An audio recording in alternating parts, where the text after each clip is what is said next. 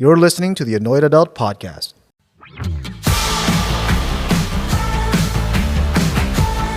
Very much for tuning into the Annoyed Adult Podcast. So why don't we begin this one with another story? So in some of my classes, I asked these students, I polled my students and I said, raise your hand if you can, by sight, identify someone that causes problems in the class or just doesn't want to do their work. And it's not just my class. It could be any of your classes. It could be your English class. It could be your science class, any class. And not by name, but just by looking at them.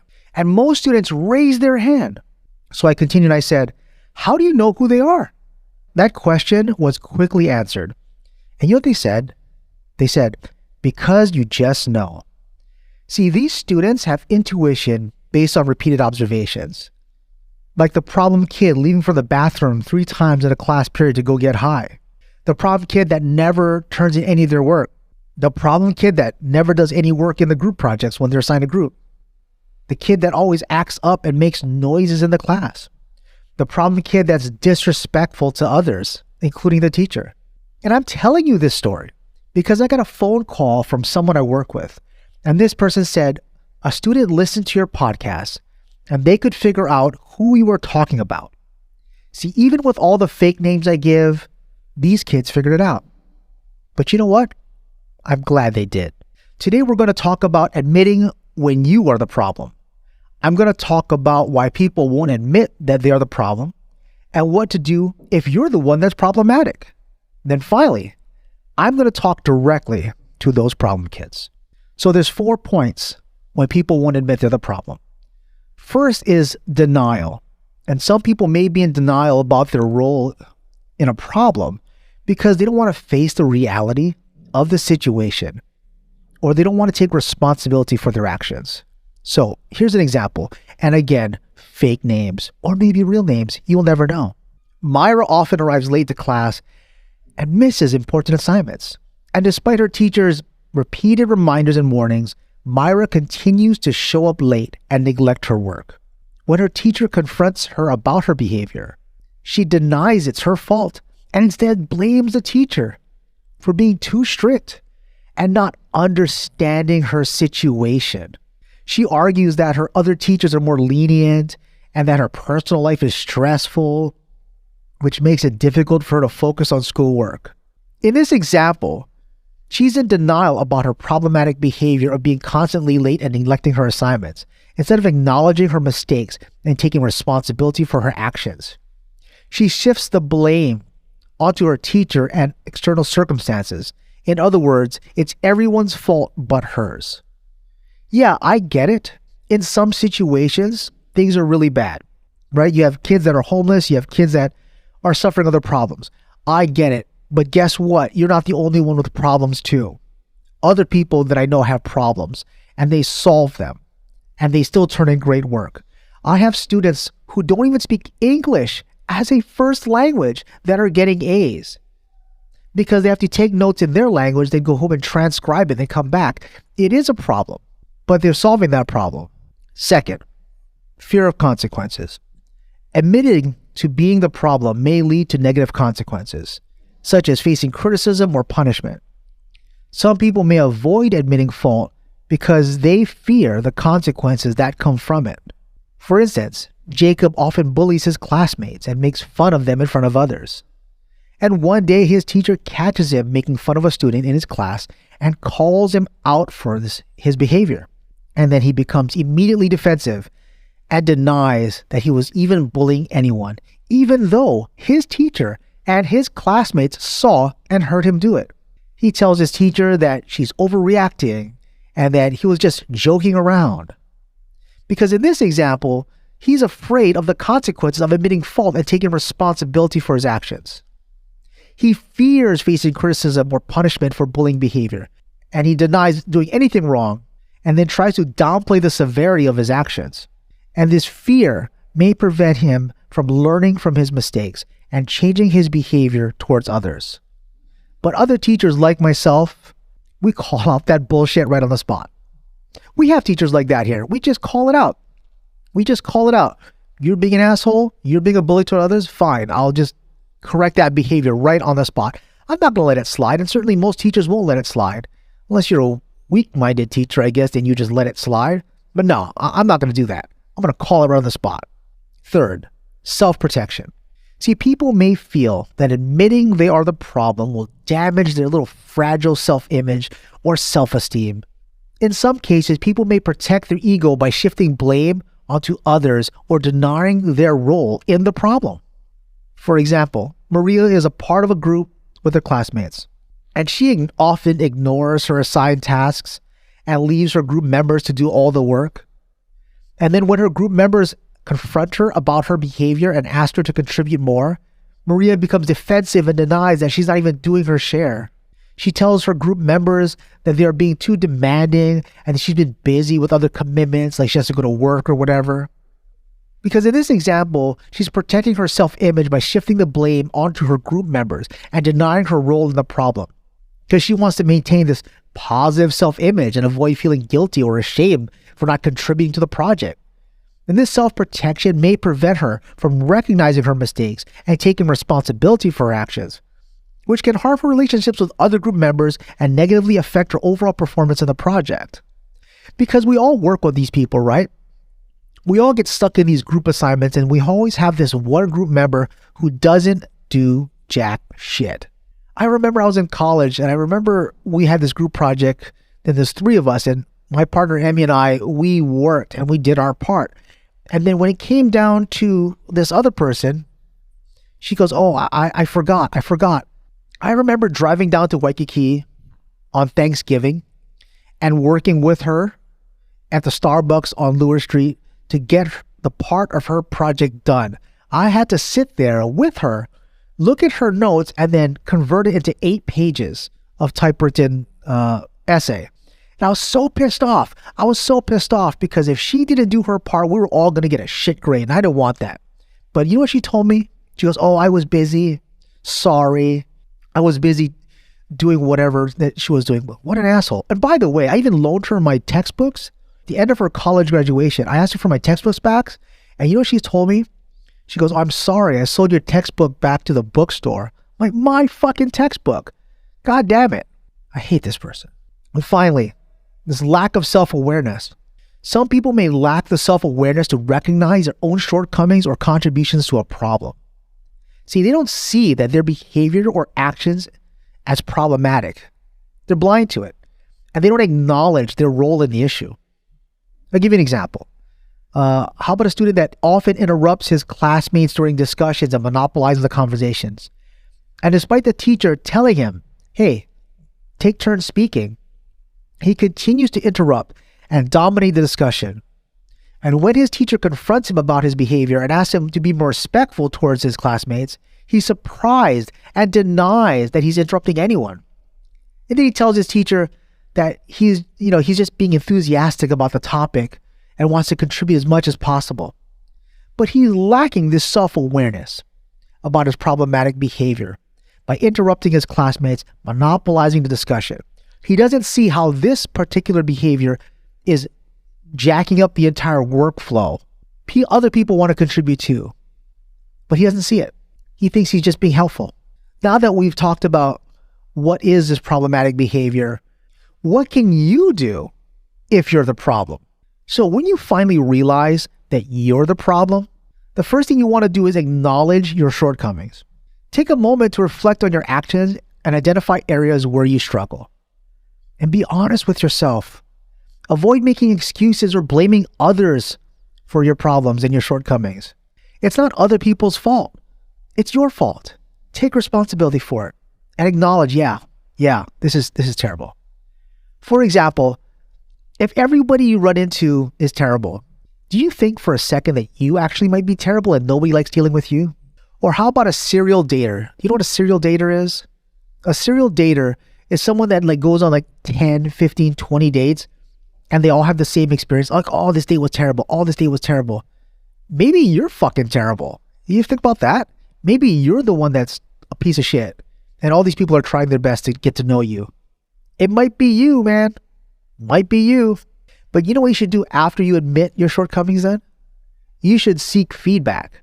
Get some feedback from others. Get some feedback. Say, hey, I'm sorry, man. Yeah, I'm a problem. Tell me how it's affecting you. What are the strengths and weaknesses? Help me improve. Like anybody that does coaching or anybody that does sports, you ask your coach, right? How can I improve? What are the weaknesses? What are the strengths? I do that all the time when I do jujitsu. Like, man, I really suck at this particular submission or move.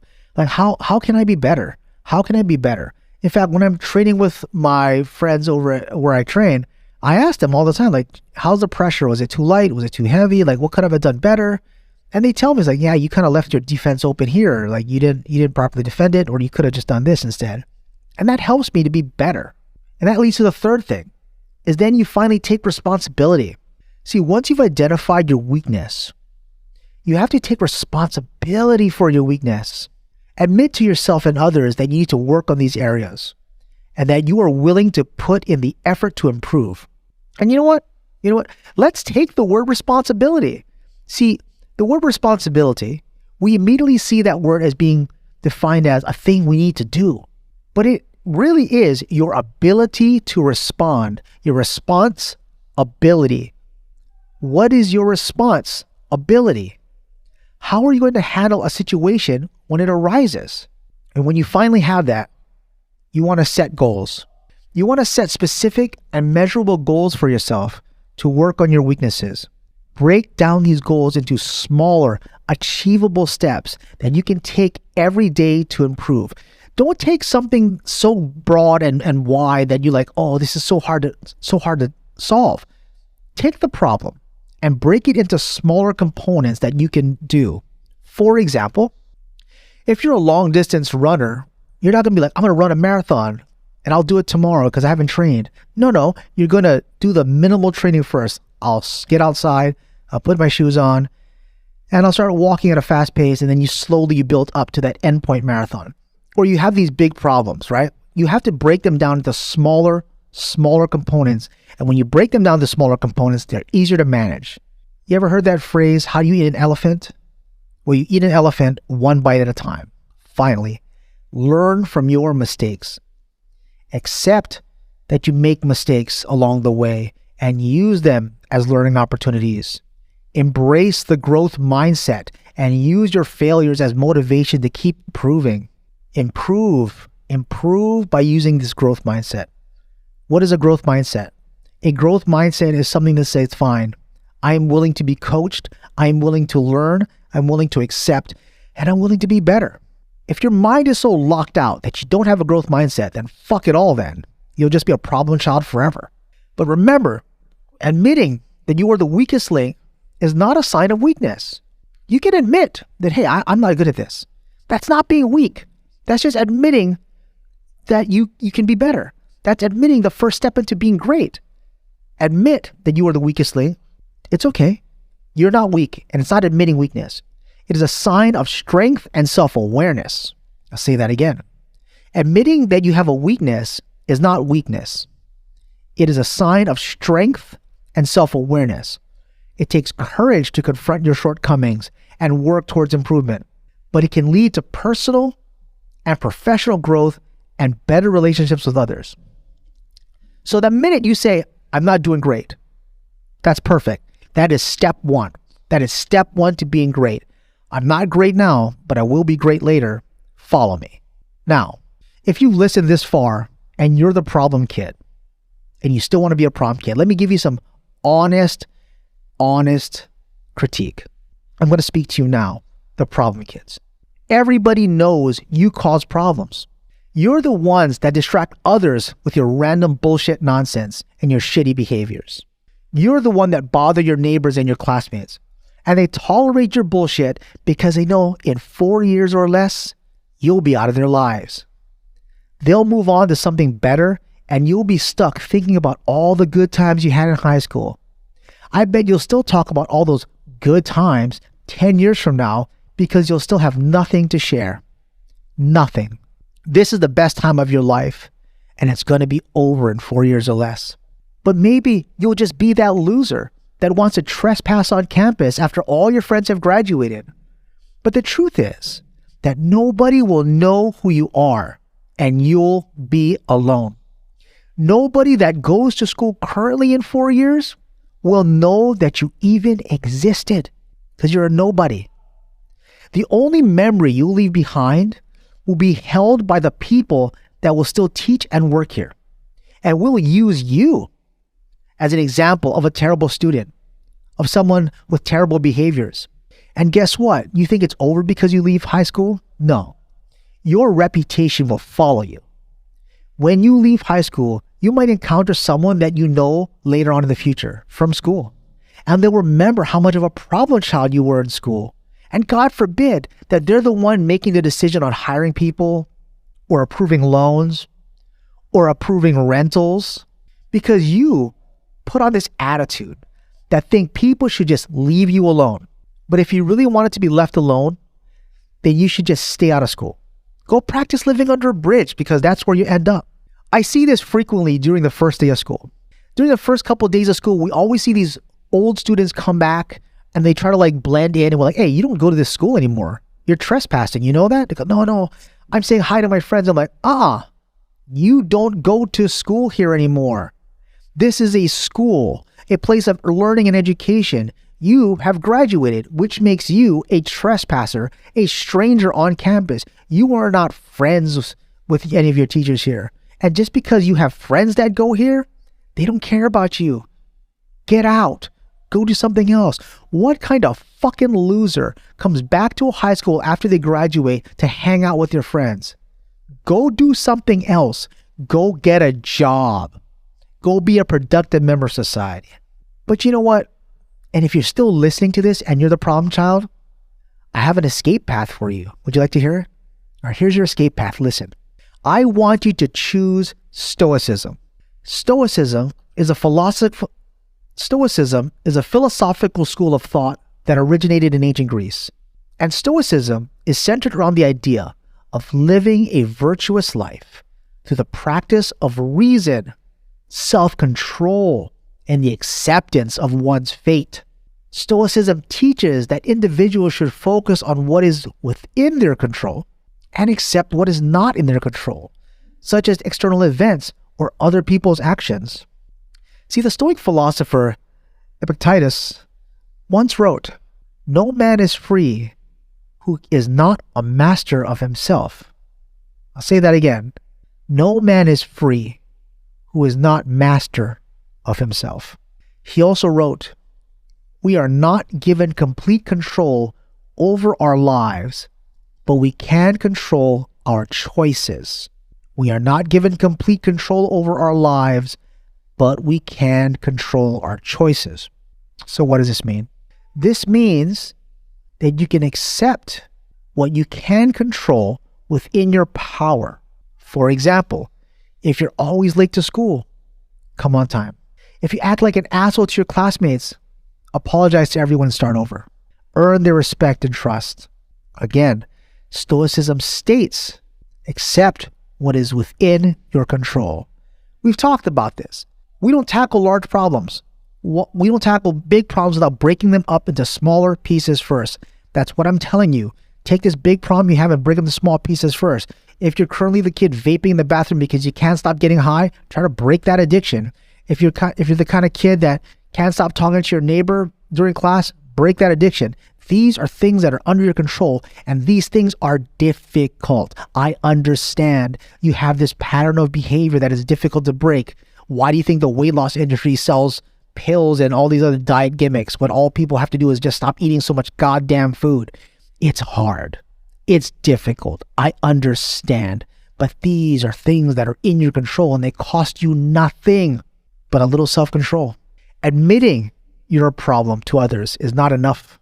You'll always be a problem if you never change. I leave that with you. All right. If you made it this far on the podcast, then congratulations. That about wraps up our show. So I want to thank you. I want to thank you for listening. I want to thank you for being part of today's show and by supporting the podcast. And if you've enjoyed this podcast, if you thought it was great, if you think other people should hear it, then why don't you go ahead and share this link out. You'll find this Annoyed Adult podcast on Spotify, on iTunes, and we'll see you again in the next episode. Aloha.